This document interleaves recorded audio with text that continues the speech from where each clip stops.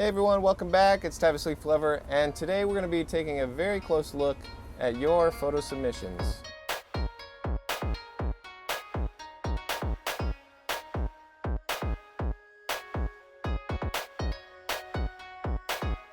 So one thing that's unique about the critiques I'm going to do is it's all unbiased. I'm not going to be looking at what your camera was set at. I'm not going to be looking at what lens you used or what camera you used or anything like that. I don't believe any of that stuff is going to actually help you become a better photographer. You should already know the basics of how to capture an image. What I'm going to be doing is looking at techniques that are pretty much unbiased, and it's design techniques used by master painters. And these techniques are used to communicate with visual clarity. So Gestalt psychology, dynamic symmetry, if it's properly exposed, all those things are going to be covered today. Let's go into the computer, and we've got a couple submissions, but I'm going to be focusing on two photos from Tomer Jacobson and Maxim Golovanov. They submitted first, and I wanted to do a very detailed critique for their work because they're fine art photographers, and since they're fine art photographers, they have a little bit more time to plan things out, set things up, work with the grids, different grid systems a little more, as opposed to street photographers, which have minimal time to capture what they want, and they have to focus on some very basic design techniques instead of some more complex ones. So let's get into it. Let's go into the screen here. So this first one, they submitted quite a few photos, but since these take so long to do and to look at all the details and to present it in an unbiased way, I was only able to do two of these, but they did have quite a few more good photos, and I'll put their link to their website up so you guys can check it out. First off, we're just going to check the exposure and see if the exposure is good for the photo.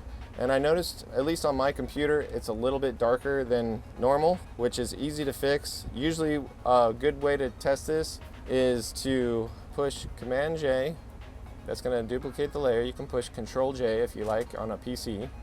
Then Shift Command B, do auto color, and that's up here also, image auto color. And that adjusts the color as well as the exposure. But my friend Joseph gave me a tip that if you put it to luminosity, it's just gonna show the exposure correction and not the color correction, which is kind of cool. So do that, and now we can compare the before and after. That was before, so now after we have a little bit bump in the exposure, and it's a little bit brighter, and things are properly exposed there. So that's our starting point. And I'm gonna put a black layer on here so we can see the correction or the adjustment layers pretty easy. Now we'll ask the question, is the composite believable? So a lot of things that can maybe discount a great photo is unbelievable composites. So right here, this water reflection isn't very realistic. It's a good job, but I can still tell it's a composite. Like nothing else up here. I mean, even if this little instrument is a composite, I can't tell, but this I can definitely tell is a composite. So I would either look up some tutorials on how to create believable reflections, or I would just take that out completely. And I know on his website he's got all of these images are inspired by certain songs, but to see it in an unbiased way, we have to look at our art as everyone else that doesn't have the same emotions, the same experiences, isn't listening to the same song. We have to put our work out there in a way that's communicated clearly and let people create their own stories. So maybe if I was listening to the song while I was viewing this, then I would start to understand maybe why the water was there and things like that, but I have to judge it on the way it's presented to people without further explanations like captions or music or anything like that. And that's how photographers should present their work.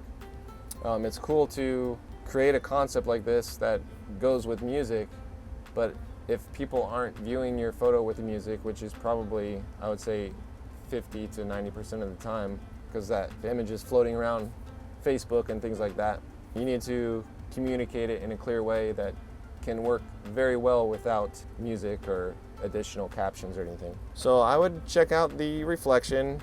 Is the post-processing acceptable? Yes, I think it's acceptable. Looks good to me. Does the lighting fit the story? So you've got soft lighting, which is good. You could probably manipulate the way you're telling your story by, since you've got blood and you've got kind of a dramatic story going with the snake and the blood and the dark cavernous room, you might be able to manipulate it a little differently, the way it's communicated, by using harsher lighting that's not as soft as you have here. The soft light's quite flattering for the subjects, but if you're trying to communicate in a different way than what you're trying, you can make it even more harsh feeling and more dramatic if you had more dramatic lighting. Imagine this scene with candles everywhere instead of the softbox above. That would create a different scene, but that's only good if that's the story you're trying to tell. So we can't judge it on anything else except for the way it's presented, and we can't be biased on the way we would do it, but I'm just throwing some ideas out there of how the story can change depending on the type of lighting you choose for your scene. So we've got the greatest area of contrast, which is good. It's in a good spot. The man has the most significant amount of contrast. He's got that big white robe with the dark shawl on him, so we can see that's where the eyes go first, which is good. The edge flicker, we're looking for high contrast near the edge, and that one looks good. There's no high contrast near the edge. Figure ground relationship, we draw an imaginary line around the subject and see where we lose contrast. So you've got pretty good contrast around them. The figure ground relationship is a little bit weakened by his dark hair up against the dark background, and it goes around and then around her hair in the dark background, okay? And then the snake head is a little bit lower contrast, as well as his body near her shadow right here. So that could be adjusted as well. And to tell you the truth, I'm gonna get into all this stuff. I actually didn't notice the snake at first until I was analyzing it. So we're gonna take note of that, the way people perceive what they see. They're gonna see the image as a whole instead of the individual parts. I'll explain that in the area where we cover negative space. Okay, so also I check for if it looks good on gray, black, and white. And this is gonna be showing you the areas that are high in contrast around the edges that perhaps you missed. So when we go straight black, we can see that the upper corner right here has quite a bit of contrast, and then over here we see a little bit of contrast. It's still subdued enough to not draw too much attention, so we can leave that as is. Doing this with gray, white, and black gives you the chance to see it by using simultaneous contrast. So if the background is darker than your photo, then the photo is going to look lighter. But when you switch it to white, now your photo's darker and the background's lighter. So with simultaneous contrast, you can start to see a little bit of different things depending on the neighboring value. Is there a main focal point or subject, or is there multiple ones drawing our attention? So I would say she's the main focal point because she's looking straight at us, and her pose is very dynamic, and then he's looking at her, so that directs attention to her. So that's what I'm seeing, is that she's the main focal point. Okay, dynamic symmetry. I don't believe that you use dynamic symmetry to compose these images, but we can still analyze it with the grid. And the grid that it's closest to is the micro 4/3 grid, which is just a 4/3 ratio of 1.333. And if you wanted to get this exact, you could crop it down exact, but I don't recommend cropping huge chunks of your image off. I recommend composing in camera with the grid, and then you can snip the ends off or snip the top off, whatever you need. But I recommend not just shooting what you want and then coming into Photoshop or Lightroom and just cropping the heck out of it. So do it on location and you'll save lots of pixels and you'll be in more control of your composition. Interestingly enough, we've got some things lining up here. Let me see if there's a dominant diagonal, which there is her leg. It's not a huge diagonal, but it's still a diagonal, and we see diagonals in his composition, which is good. Makes it more dynamic. Instead of like a flat, everything's horizontal or everything's vertical, we have some dynamic movement in this, which helps, and we'll see that. So let's see the things that are locked in. We've got quite a few things locking in: the doorway, her eyes, the snake head, the man's head, his hand, the center, which is where his body is. Okay, but all of this negative space, we're going to talk about that soon. All of this grid is not filled up, and the dominant diagonal is very small, so we have less of an impact on our viewers. And we're going to cover all that. Let's look at paralleling, things that are paralleling to the grid, and he did a nice job of just capturing diagonals and coincidentally they parallel quite a bit with her legs here, and they're paralleling the exact diagonal of the micro four thirds grid.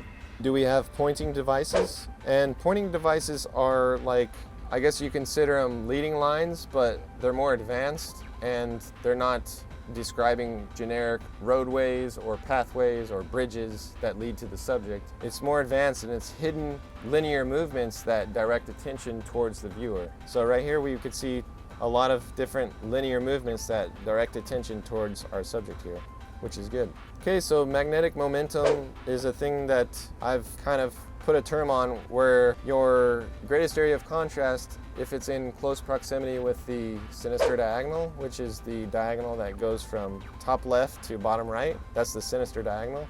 So if you have a high contrasting element in the upper left polar point or near the sinister diagonal, that's going to create more movement up and down because of the way we read left to right and top to bottom. So each corner, each area of the grid kind of manipulates the way the viewer is going to read your work depending on the area of contrast that's within it. So one way we can try that and test it is by flipping the image. So when we flip this image, we see it in a whole different way, the way the diagonals are creating different movement. And we can see that this, let me draw on this, we actually see a movement. Okay, we're looking at her and we see her legs, but her legs are actually creating this movement up and to the instrument, which hits the doorway and swings back around and loops. So that's a nice movement that we didn't see before with this one. In this one, we're reading backwards the movement. Okay, so it just depends on the story you're trying to tell. Both ways work,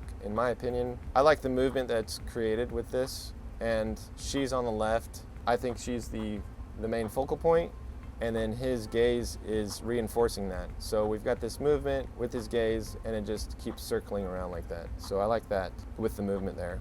We don't have any 90-degree angles. 90-degree angles add strength to the image, but it's not necessary to have them. It's just something to be aware of.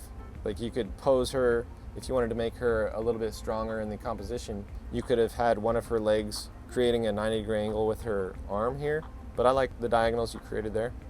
All right, so one thing I noticed when analyzing hundreds of masterpieces, paintings and photos, things like that, is that they fill the grid up about 80% with context, important information, and the rest of it is negative space, so 20% negative space. And that's not for everything. Gregory Crutzen uses tons of negative space because he's trying to portray isolation, loneliness, or a scale of some kind where people are small and mountains are huge. You can show that scale like that. So in this case, we can see that there's a lot of negative space, over 20%, and this is just a rough guesstimate. You don't have to get it precise or anything like that. It's just to give you an idea of how much to fill the grid, okay? Fill it up with important stuff unless you're trying to portray isolation or loneliness. So in this case, with this story, you could be portraying isolation or loneliness, but at this much negative space. And I love the cavernous area, but is there a chunk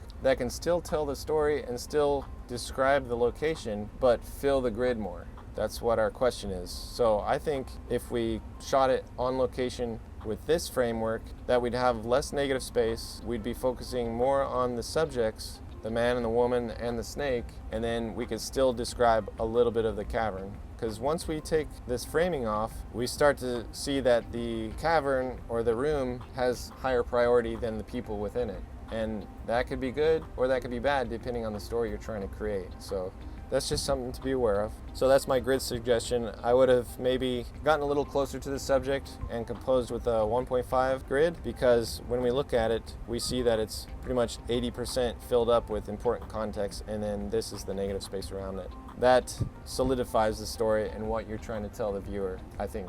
But it depends on the story you want to create. Okay, so are you using the polar point? And with this grid, the 1.5, there's a polar point. This is just another technique that you can look into with dynamic symmetry. If you're using this polar point, the polar point is not like a rule of thirds grid or anything like that. It's just, it can be the beginning of your composition.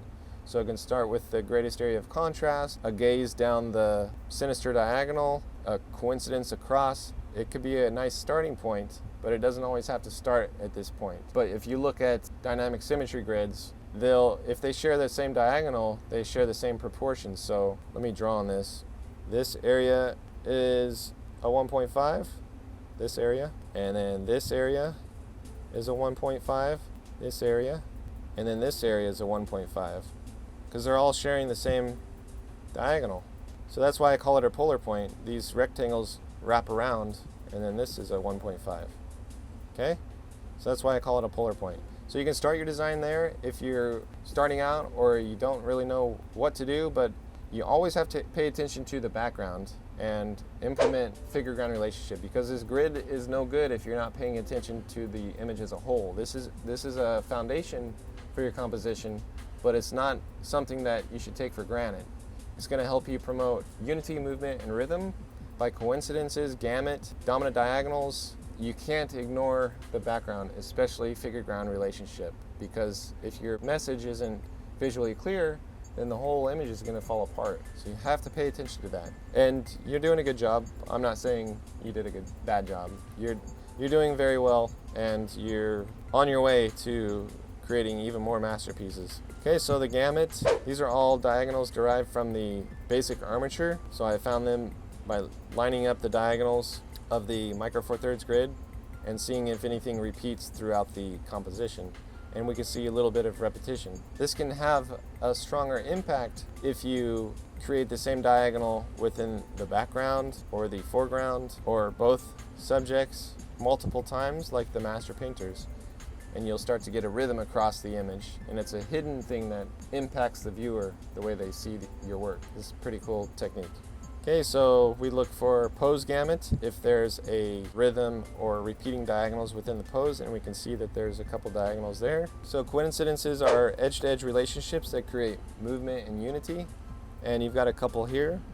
And these can also be increased to create even more movement and unity across the background, foreground, and the subjects. So like if his arm were coinciding with this line in the wall, that would create a coincidence, and it'd create unity with the wall and the guy's arm. So the arabesque is a curvilinear element, and it can be used to create unity and movement as well, and it's a sign of beauty. It adds a beautiful movement throughout the image, and we can see a couple here with the snake's tail wrapping around the wardrobe here, and then down the instrument across his robe, and then down to her leg. And these are hidden, which is good. So we've got nice movement there. So gazing direction affects the balance of the image. And since they're composed in the center and their gaze is beneficial to the viewer, we've got a nice balance. His gaze is going to her and hers is going to us. And the balance is nice and even there from left to right. The breathing room is the balance from top to bottom. And we can see that if we take the bulk of the image and draw a line here and here, we see there's more negative space on the bottom than the top. So we see that the balance of the composition is going from top to bottom. So we see if you're using a counterpart, which you are, because she's the counterpart of him and vice versa. Is there value weight? Yes, because his light wardrobe creates some weight on the left side. You know, the contrast of his wardrobe against the red, that creates weight on the left side, which is balanced by her on the right side. The color harmony in this, typically I teach that you should have red, blue, green, and yellow to present color harmony in a nice way, and there should be a hierarchy amongst those colors. So the majority of it could be red, and then secondary could be blue, and then some yellow, and then a little bit of green. And that's what I teach as color harmony and color hierarchy. So here we have red and blue, and there's a little bit of yellow on the instrument there, and then the rest is neutrals. So to say that you have color harmony, like the master painters, I would say we're missing blue in there. So if you had a little spark of blue, it might bring the whole palette together a little bit nicer. But I love seeing the color red in images, and you're working it with a complementary color, which is green. So you're still doing a great job on color. And color is actually symbolizes a bunch of things, which I'm not going to cover now. Like green symbolizes certain things, red symbolizes certain things, so does blue and yellow. They all have an effect on the psychology of a person, the way they view your art. Okay, does it look good in black and white and color? Yes, it looks pretty well in black and white. And this is just to see if color helps define the subject, if it's distracting from the subject. If there's no color at all in the image, then depending on what you want, I would recommend, trying it out in black and white. See if it just creates a different story, different mood, and makes it look a little better. If you're shooting film, black and white film or color film, I would just keep it as you shot it. I don't like converting color film shots to black and white. I like to keep it as pure as possible. But test it out, see what it looks like, black and white or color, because you'll be surprised sometimes. So are there triangles? Yes, I see a little bit of a triangle here going across the arm, down the leg, and then up this line in her wardrobe. So there's a little triangle there, which is nice. Aerial perspective, yes, the way they lit it. We've got depth added and created by the use of light, which is aerial perspective. Are there textures? Yes, plenty of textures in that. Plenty of patterns in the wardrobe. Is there hierarchy in size? Yes, he's larger than her, and then she's larger than the snake. Aspect of view, we've got a little bit of aspect of view with his face, the side profile of his face. Separated shapes, kind of, but the figure-ground relationship is a little bit weak in these areas, so we don't see the separated shapes and get the benefit of it like we should. Overlapping shapes, decent. There's no kissing that I could tell, where edges meet each other and you can't tell what's overlapping each other or creating unwanted illusions. Visual tension, is there visual tension? A little bit, because this is very close to the wall. His head is very close to the doorway. Her head's very close to this. So in art class with Myron Barnstone, he called this a gutter. So it creates high contrast in an area where you probably don't want any eyes to go. Like, this area is not very important, the back of his head. So since there's this visual tension and things are so close together, we're getting a high contrasting area, and we don't want the viewer's eyes to go there. So one remedy to that is just to either subdue this area, the contrast seen there, or give it a little bit more negative space so it's not quite as close. Is there a window or an exit to add depth? So we've got a nice exit here for the eyes. It's not too deep behind them to give more context to the image and let the eyes travel back and forth, but it still allows the composition to breathe a little bit more in depth behind them. Is the design hidden? Yes. Is there symbolism? Yes. We've got the snake, the crown, the instrument. All these things are different symbolisms to help tell the story. Is the story ambiguous in a good way? Yes, I think it is. We don't really know what's going on, but we can create our own story. It's not too obvious of what's going on. Is the story timeless in a good way? Well, no, it's not very timeless. We know it's kind of a set in the older period when there were kings and people like this playing the instruments like that. I don't know what era that is, but we can tell it's definitely set at a certain time. It can't be mistaken for the 70s or the 1800s. It's further back than that. Any gestures? No. Gestures add a little bit of life to the composition, so it's always good to include a gesture if you can. Facial expressions add a little bit of life also. If her eyebrows were pointed upwards in the middle, maybe she would be showing concern. If his mouth were frowned down just a little bit, maybe he would be presenting a little bit more context for the viewer. So facial expressions are gold sometimes, and they can help tell your story. Is it original? Yes. I've never seen really anything like this. I also like to show what I would do if this were my image and I were editing it to present it online or in a portfolio. So I edited all that, and this isn't to say you should do this. This is just to say, like, if it was mine, based on the design techniques and the story I would want to tell, I would make these adjustments. So I would have flipped it. I would have framed it differently with the 1.5 grid. So let me take this off and show you the way I retouched it. So I darkened some of these areas on the wall to reduce the contrast because they're drawing more attention to itself than the man. I simplified the background, took out that tree because that tree was creating an illusion like that was the doorway, because it's coinciding here and then it's sharing the same curve going up. So it's easy to mistake that for some type of 3D-ish doorway at first. I thought it was part of the doorway at first, and then I got to looking at it and it was a tree. So I took that out, adjusted the high contrast in the background near her face or near her head, tried to improve the figure-ground relationship with dodging and burning around their heads, improve the figure-ground relationship on the snake, reduce the contrast in his robe, cropped it, like I said. I flipped it to take advantage of this movement going up there, and then I reduce the contrast a little bit more with the gradient at the bottom, just so the eyes go up to the people more. Alright, so let's just take a look at this before and after. Before and after. Before, after. I love this cavernous area, but it depends on the story you're trying to tell. This would be the story I'm trying to tell, to get closer to this snake, find out what's going on, see the blood on his wardrobe, and then the cavern area can take a back seat to the story. So that's before, and this is after. And we don't have people questioning our water reflection here, just straight to the point, to the story, and going about it that way. So let's take a look at his other one. Good job, you guys. This one's pretty cool. It's a reenactment or a recreation of a Van Gogh painting, and I'll put that up there. I think it's called The Potato Eaters.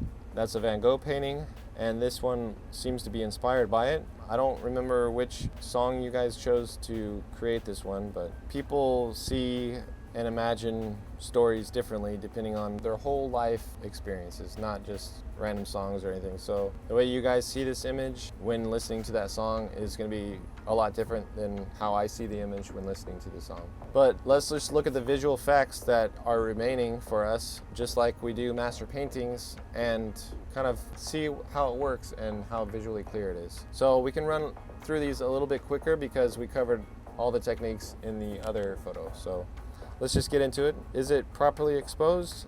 Just like the other one, it's a little bit off exposure, and I'm not sure if that's because the way you're trying to tone it, or maybe our monitors are different. But a good way, like I said, just do the auto color thing and see what it does, and then set it to luminosity and see if it gets brighter or if it stays the same. The processing looks good. Does the lighting fit the story? Yeah, it's a soft lighting. I noticed you have these lanterns here. I'm not sure if those are composited. Looks pretty good. Same with this light. But we can tell that the majority of the light's coming from above, which is probably why you have this light here.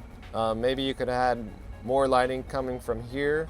Like, I just wrote an article on Stanley Kubrick's practical lighting. So he takes lighting that's actually from the scene, or would be seen in the actual environment, and he creates the lighting around that and doesn't have the artificial lighting, because the way he's telling his story is it's presented as being more authentic. And maybe some nice candles lit on each side of these people, and a candle chandelier like we see in the Van Gogh might have lit the scene a little bit better and more authentic. So this is an updated version of what we could have seen. You could have set the mood and the time frame a little bit better if you actually use the lighting from these lanterns. Not to say your lighting's bad or anything like that. It's just another option for you to deepen the story you're trying to tell. So let's go into the greatest area of contrast.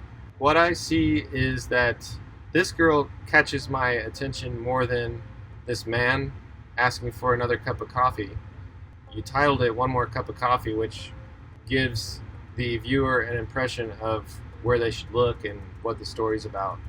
But without the title and looking at this scene, I'm seeing this woman as the main subject and what their interaction is, hers and the man's on the left. Not this interaction, which is probably where you wanted us to look first, is the coffee being poured and stuff. But the way I see it is I see her as the main subject. So the greatest area of contrast is where she is. This man's face is well lit against the dark background, but we still have a figure-to-ground relationship issue with his right side here, and we'll get to that in a sec. Edge flicker, are there high contrasting areas near the edge? Everywhere where there's not red, there's a lot of contrast, which can draw the viewer's attention. So this edge flicker is not as good as it could be. You could darken these areas, and then this area should be lit, but there's some reflecting metal, which is okay to have reflecting metal. It shows the texture and things like that, but it's right near the edge, so I would subdue that because it's not serving a purpose.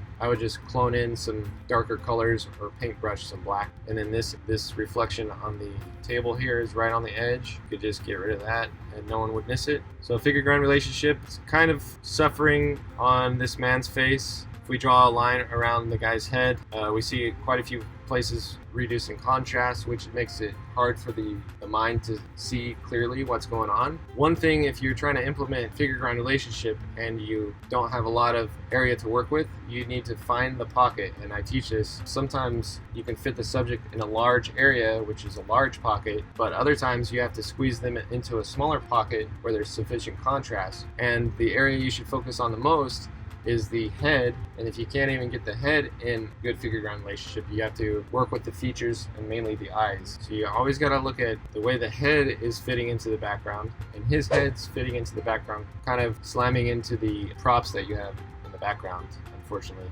Same with her head, and then his head is missing contrast completely because he's got dark hair on the dark background and then dark beard on the dark background. So all we see is this chunk of his face. And then her head kind of collides with the background props as well. And I understand this is just the lighting fading away, which is nice. But we got to make sure all these people's heads have nice figure ground relationship. And then we start with their body, see if their body has figure ground relationship too. So we want them to stand out and be noticeable as an important part of the composition. Even the coffee being poured, she's holding it like this towards the camera, but if you were to tilt it just a little bit, we'd see the spout coming this way and the coffee being clearly poured into the glass. But it's competing with the contrast of the coffee pot. You've got the dark liquid on the dark shadows of the coffee pot, so it doesn't stand out as much. But if you turned it to the side to show an aspect of view, we would see that clearly being poured in there. So to adjust that, you can just dodge and burn a little bit, keep your adjustments subtle, and improve the figure ground relationship of everybody and the props. Does it look good on black and white? Like I said, those areas around the edge really pop out when you put it in black. You can see how much attention they grab. Okay, so those areas aren't even needed really to tell your story clearly. Is there an artistic style present? Yes, you have a strong artistic style amongst all these photos that you submitted. So good job on that. That's usually a hard thing to do, and it's usually lacking in a lot of beginner photographers. So we can already tell that you're developing your style pretty well. Is there a main subject or many focal points? Like I said, this lady is the main focal point for me, and it's because she's the brightest and we see her face the most. These are side profiles. His face is partially lit. And then we have this big plate of potatoes, which creates a lot of contrast there as well. So, and then we'll get into the design, which we see these ladles pointing towards her also. You got a main focal point here. It's probably not the one that you were hoping for, which is the coffee pourer and the guy begging for a cup of coffee. If you wanted to direct attention towards this, if this was your main subject, you could have had her looking towards it and then his eyes maybe lit a little bit better and looking over there as well. As far as pointing direction towards this subject, if that was your main subject, then I would have her looking towards it as well, and that would help the viewer determine what the main subject was. Okay, let's look at the dynamic symmetry. Looks like you used the 1.5 ratio of your camera, which is good. And now to see if you used the dynamic symmetry grid to compose your image, we have to look for dominant diagonals. And the only dominant diagonal I see is her arm, this lady's arm, but the figure ground relationship is so bad that we can't really see the dynamic movement that that diagonal creates. Okay, it's a sinister diagonal, but it's so lost with the background that we can't really see it as part of the whole image. It doesn't affect the whole image as it should. We need more dominant diagonals, more diagonals repeating in this. If you were to compose it with the grid in mind, that's what we'd like to see. Locked into the grid, we have quite a few things locking in. You can see these ladles locking in, the lantern, her arm, her eye, her other arm, this guy's shoulder, these ladles, the edge of his head, this lady's face, the doorway in the background, and her arm. A lot of things locking in, but not very many diagonals, which is one of the main reasons we use the grid, is to incorporate more diagonals. So do we have paralleling the grid? We have a couple areas that are paralleling the grid, which is good. Pointing devices, like I said, these ladles all point to this lady. The edge of the wall here points to this guy. Her arm is a pointing device, his arm is, and her other arm is pointing device. So all these have the potential to direct attention to different elements. So this guy's arm draws more attention to the potatoes on the plate. Magnetic momentum, let me turn this off. off. We flip it, see if the movement's changed a little bit. Like I said, there's not a lot of diagonals, and all of the contrast seems to be with the heads, and all the focal points seem to be amongst the heads, so there's nothing really on a dominant diagonal, and we don't see any different movement, so that's cool. Is he filling the grid with 80% of context? Yes, you did a very good job of filling the grid, although when we look at the background, we're going to see that there's quite a bit of distractions from your props. Is there a gamut? Yes, we've got a couple repeating diagonals in the shirts and the hair pieces, but nothing prominent and nothing tying the foreground with the background. If you had something diagonal back here that was equal to this diagonal, we'd get a little bit more unity, and if you followed it across the form, like with this guy's arm or the lantern here, things like that, we'd get a little bit more movement, unity, and rhythm across the composition. So we've got a few coincidences. All of these lines from the ladles create a movement downwards, and actually some of them coincide with the woman's arms, which is cool. The arabesques, we've got a couple hidden arabesques. One of them I liked was this one that's sweeping around the ladles and going up and then kind of coming down this way. So that's a nice movement you've got there. We can make it even better if it were being united with the characters. Maybe his face was right here and then his arm swung around here. We'd have a nice arabesque sweeping around, and there'd be more unity there. Gazing direction, if we measure the bulk of the image and we look at the negative space on each side, we see that the gazing direction is going from right to left, which is fine. It's almost a centered composition again, which works just fine because you're balancing from left to right very well. The breathing room, if we take the bulk of this and look at the negative space, we see that there's a little bit more area on the top here, a little bit more negative space. So we see that the balance is good from bottom to top. So there's a lot of value weight added here with the plate of potatoes, like mentioned before, and then her hairpiece up here because it's light up against a really dark area. So we've got a lot of value weight, but they tend to balance each other a little bit from left to right. If we're looking at the horizontal and vertical center lines, we can see that they're both on opposite sides of the center line here, the fulcrums. Color harmony, like I said, we need red, yellow, blue, and green for nice color harmony. Here we have the neutral brown, and the blue obviously is main color of this, yellow, and then a little bit of green seen here. You could have enhanced the color of this a little bit better, maybe to choose a layer, set it to the color blending mode, and then color in some green, and then adjust the opacity just to make it pop out a little bit more, since that's the one that's singing and that's where your main subject is supposedly with the coffee. And another thing you could have done to add more color to it is select red potatoes instead of the white potatoes, and that might have added a little bit more color to give you the color harmony. Does the color help the main subject? Yes. Like I said, blue has a certain emotion attached to it, and then green does too. And then since green is the least amount of color, it's going to be attracting the most attention right here. So that's good that the smallest amount of color is right where you're wanting the main subject to be. Okay, does it look good black and white? Yep, looks great black and white too. Triangles, there's a little bit of a triangle here. You can see the movement from her head. There's a diagonal coming down and created here with these coincidences, and then this, and then going up her arm and the edge of her head. So there's a little bit of a triangular enclosure there. Aerial perspective, yes, the way you lit it was good to create some depth and atmosphere in there. Are there textures? Yes, you've got nice wooden wall textures, and then the table is a texture also. Are there patterns? Yes, she's got a little pattern on her head. You have echoing shapes. Yes, you've got all these circular shapes on the wall, and then you've got the repeating shapes on the table as well. We have an aspect of view, yes, but like I said, the figure-ground relationship is negatively affected by what's behind there, so that affects the aspect of view. So side profile of the face helps us identify the person's face a lot better with minimal information, but it also has to be combined with figure-ground relationship. Separated shapes, this guy's is a separated shape, but also the figure-ground relationship is affected there, not creating clear separation.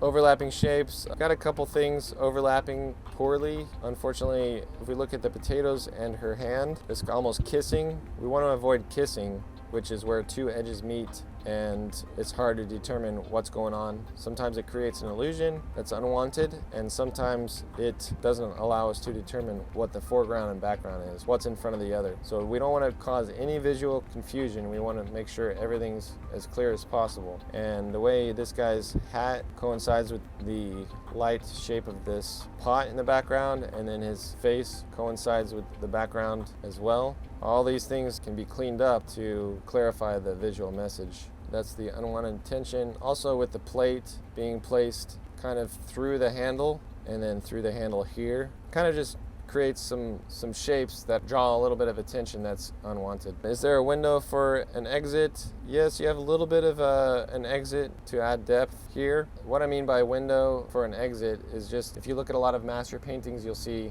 that there's an area in a forest or something like that that creates a place where the eye can travel to and come back to. It just adds a little bit of depth. But this one is just a sliver. It doesn't really show the outdoors or anything like that, so it's not as effective as it could be. If you showed maybe the whole window on this wall here and then you showed like a forest or something, that would add to the story. Right here it doesn't really add to the story, so it doesn't have to really be there.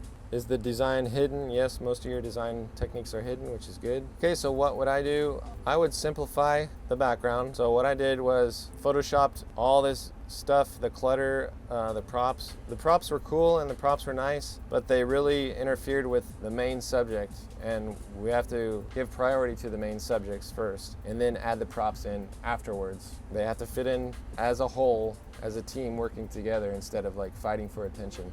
So I cleaned up the background quite a bit around each subject. I'm gonna flick this on and off. You can see the pots around this girl all disappeared. This guy, even this woman, I got rid of all that. Got rid of the window because it wasn't adding.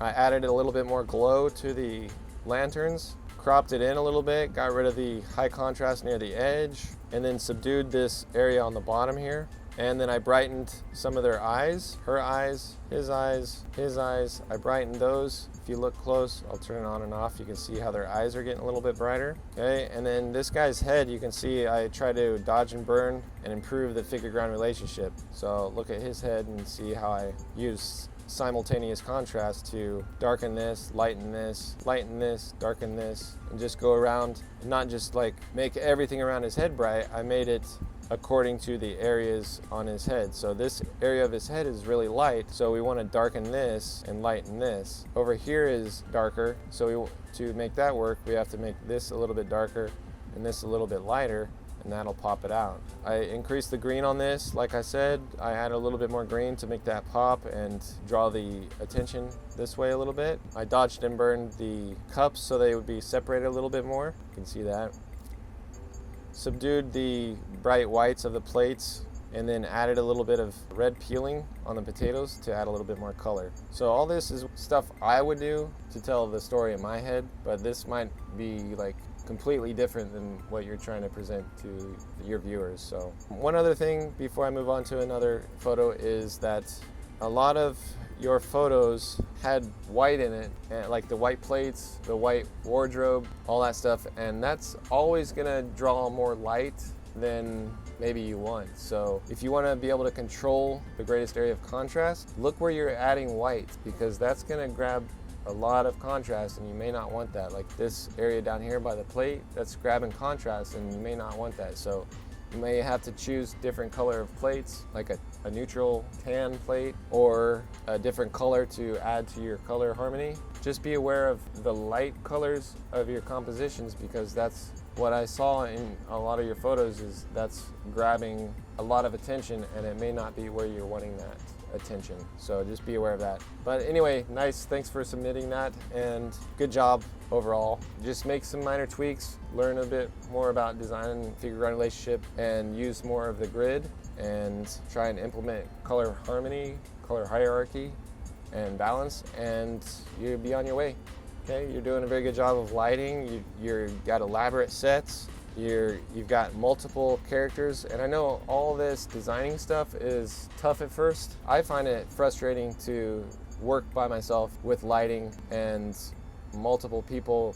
That stuff can be frustrating, but to reduce some of the frustration, just work out the design on your computer in a drawing or a sketch, and be sure to implement it. Maybe like bring a written out plan. Be sure to include the arabesque. Look for the white material that's creating contrast, things like that. I know you're paying attention to your background and you're trying to incorporate the background as a cool element, but in some cases the background distracts from the main subject. So always prioritize the main subject and how it fits into the background.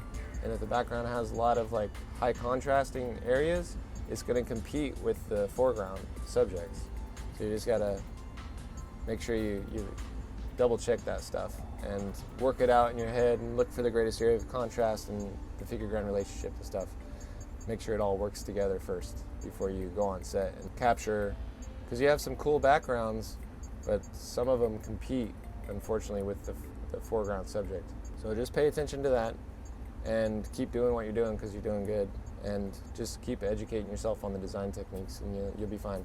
All right, let's move on to the next person. I got a couple more that I have time for, and then I'm gonna call it quits. So this one is from Jesse Millspaugh, and I'm just gonna run through these last two real quick because they're considered street photos, because you're not able to implement as many design techniques as a fine art photo or a painting or anything like that. So I'm gonna run through these. I'm just gonna do the same auto color like I did the previous images, and then I'm going to look at the design techniques. So this guy's pretty much centered, and what Jesse's doing here is creating a coincidence. So this guy, he's creating an illusion. This is a surrealist image, and he's got this guy, his body, on a different level, but here's Jesse in the reflection, and he's lining it up with the guy's body. So he's creating an illusion. So that's pretty cool, and you know, it's nice and balanced. You've got a coincidence going down here, meeting the guy,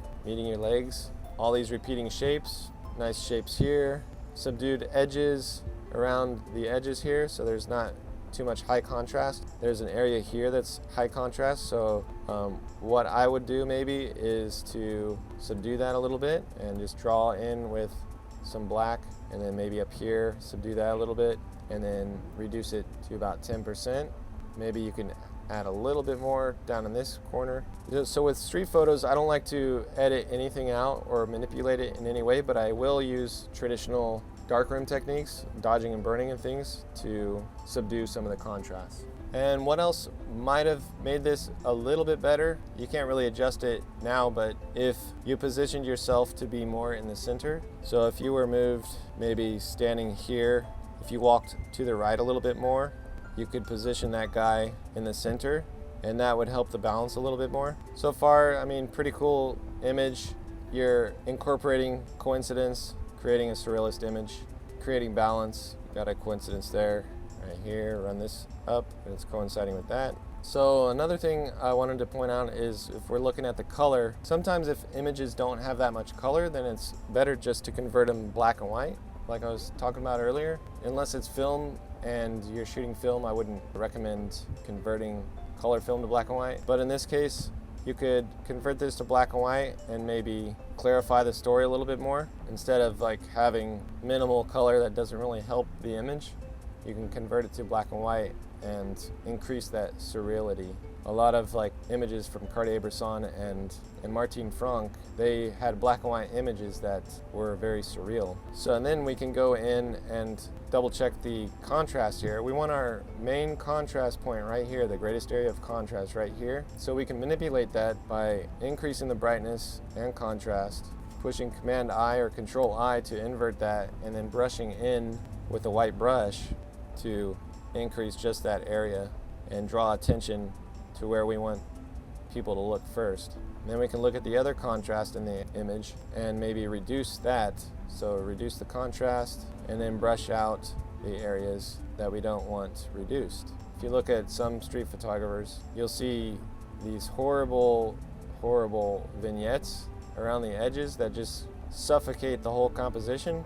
You don't want high contrast near the edge, but to do a blanket vignette that just chokes out the whole composition is a bad idea. Usually I'll darken an area and set it to 10%, and usually that's good enough and subtle to slightly draw the eyes in a little bit more and keep them from the edges. So you're not doing that in this image. I just wanted to point that out.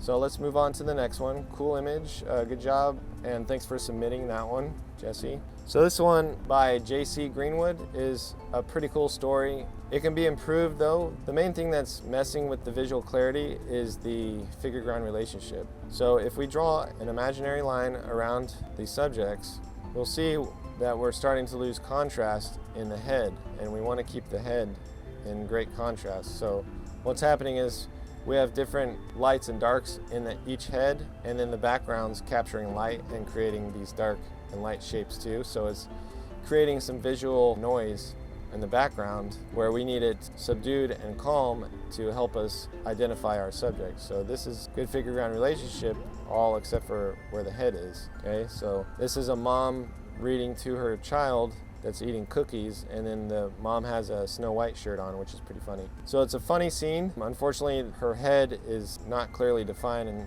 we have to kind of work to see what's important. I know street photography, it's hard to get close to some people, and you don't want to be obtrusive, and sometimes it's just, you got to get what you can get. One of the funniest, coolest things about this photo is that this is a gesture. She's shoving a cookie in her mouth while she's looking at the book. So that's hilarious. And with the Snow White t-shirt, it adds to the story. So if you can't get close, I don't recommend cropping any photos, but maybe you can snip off just a little bit to bring more attention to the story you're trying to tell.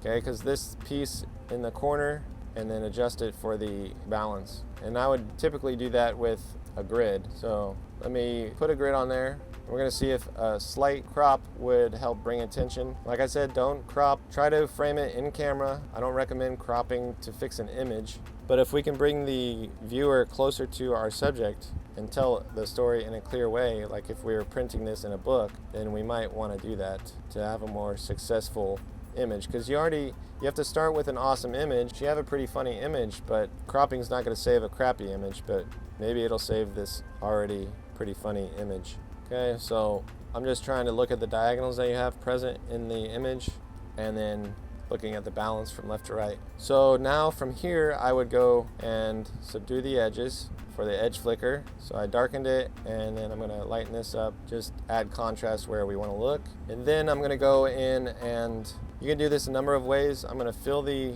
layer with 50% gray. I'm going to set it to soft light, and then I'm going to use my brush tool with an opacity of 20%, and then hold shift and push number 1, and we'll get a flow of 10%. And then I'm going to just go around and improve the figure-ground relationship. So this is a little bit of visual tension here, that gutter of contrast. So I want to lighten this to expand the area so it's not a small area of contrast. And then maybe I could darken this and darken this even more.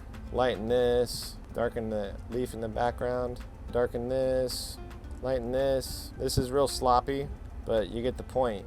Okay, you can manipulate these areas, and I'm switching to black to do the dark spots, and then just go around. And what I'm doing, I'm looking for which area is lighter, which area is darker. This area is lighter than this, so I'm going to darken this, and I'm going to just amplify whatever's already present. Okay, and then just go around this area. So what's lighter, this area or this area? And it's real subtle. The bench is a little bit lighter, so I'm going to go and lighten that. And I'm going to do it in a subtle way, and I can adjust the brush size and fan it out a little bit. The flow helps with is just to lay on these darks and lights real subtly. So then I'm going to color the hair darker, make that pop a little bit, and then go to this woman's hair, and we can see that her hair is lighter than the background, so we're going to just accentuate the light. And right here we can see the background's a little bit darker, so we're going to make that darker. And this is going to help our figure-ground relationship a little bit, make them pop off the background and help our image. So here's darker, and that's lighter, so we want to make this darker, make this lighter. Just work with what is already available and do that value more. That way it looks realistic. Okay, this is lighter, so we're going to go lighter on here, darker on the background.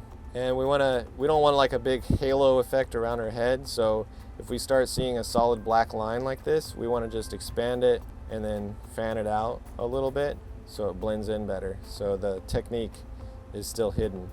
So right here is lighter and the background's darker. We want to go lighter here then, and then darker. And this leaf kind of creates some visual tension, so there's nothing we could do about that unless you wanted to Photoshop it out, but I don't recommend Photoshopping anything or cropping anything unless you're really trying to improve it for print work or anything like that. Yeah, my battery's about to die. So let's look at, this is after, and then this is before. So it pops it out a little bit. But one thing you want to just look for is just try and capture at least their head in a good figure ground relationship and clarify it for the viewer if you can. Sometimes I know it's not very possible, but I'm also going to darken this suitcase a little bit, whatever that is, if it's a suitcase or something, and then we should be done. And then up here, maybe over here, and then down here. I'm going to actually merge all those together, and then, yeah, our exposure was just a little bit lower. And let's see if we can brighten this up just a little bit more. Okay, so that's finished, and this area up here is bugging me, so I would just subdue that a little bit, subdue this, and then reduce it. There we go. This area. Okay, so that's my edited version. Sloppy, but maybe a little bit clearer on what's going on. Let me look at before and after, and then we'll get out of here. So there's before, after, before, after. A little bit clear, but that background is really hard to work with. That's just to give you some ideas. I love that picture. Just needs some fine tuning to emphasize the story that's being told and the characters that are in it and how they fit into the background. But other than that, good job, JC.Greenwood, Jesse, Tomer, and Maxim. So thank you guys. If you guys anybody else want to submit some more, I'll try and get to them and do another critique submission video. But other than that, thank you so much for all the support. I appreciate everything, and I hope these techniques are really helping you with your photography, or if you're a painter, you can apply these techniques to your painting. Be sure to comment below. Let me know what you think of these, if you would do anything differently, or if you have any tips like my friend Joseph recommended with setting that auto color layer to luminosity. I'm open for new tips and techniques, and I'm not saying that I'm better than you guys at photography or anything like that. It's just I've studied this stuff and I'm trying to share it with you so you can get better. So if you like this, please subscribe, like it, stay tuned for more stuff. I've got some other ideas for critique videos as well as analyzing other master photographers. So take care, guys. I appreciate you all. Thank you. Bye.